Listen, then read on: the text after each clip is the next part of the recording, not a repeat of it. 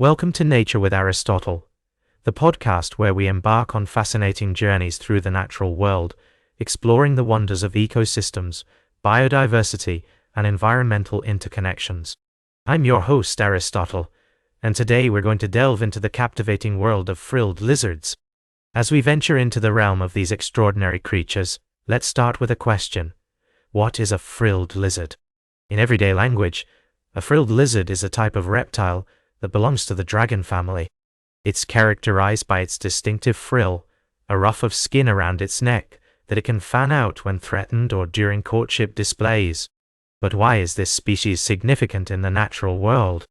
The frilled lizard plays a vital role in its ecosystem as both predator and prey, and its unique characteristics have evolved over millions of years to adapt to its environment. Let's take a step back and look at the evolutionary history of the frilled lizard. Fossil records show that these creatures have been around for over 20 million years, with their ancestors dating back to the Miocene epoch. Over time, they've developed remarkable adaptations to survive in their native habitats, which range from the tropical forests of Australia to the savannas of Southeast Asia.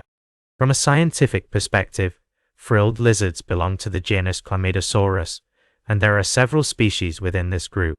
They're part of the family Agamidae, which includes other dragon lizards. Researchers like Dr. Jane Melville, a renowned herpetologist, have made significant contributions to our understanding of frilled lizard biology and ecology. Her work on the genetic diversity of frilled lizards has shed light on their evolutionary history and the impact of habitat fragmentation on their populations. One of the most fascinating aspects of frilled lizard behavior is its complex communication system. These creatures use a variety of signals, including visual displays, vocalizations, and even chemical cues, to convey information about their identity, sex, and reproductive status. For example, males will often perform a head-bobbing display to signal their dominance or courtship intentions. Researchers have also discovered that frilled lizards can recognize individual members of their species through scent markings, which helps them establish social hierarchies and mating pairs. But frilled lizards don't just interact with each other, they're also an integral part of their ecosystems. They feed on insects, small vertebrates and plants, while also being hunted by larger animals like snakes, eagles, and dingoes. In fact, frilled lizards have even been known to form symbiotic relationships with other species, such as birds, which will often perch on their backs, feeding on ticks and other parasites. This mutualistic relationship is a great example of how different species can coexist and benefit from each other's presence. Unfortunately, frilled lizards are facing several environmental challenges, including habitat destruction, climate change, and the introduction of invasive species.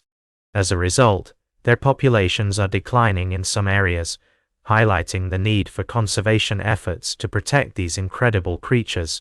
For example, the Australian government has established protected areas and implemented conservation programs to safeguard frilled lizard habitats and reduce the impact of human activities on their populations.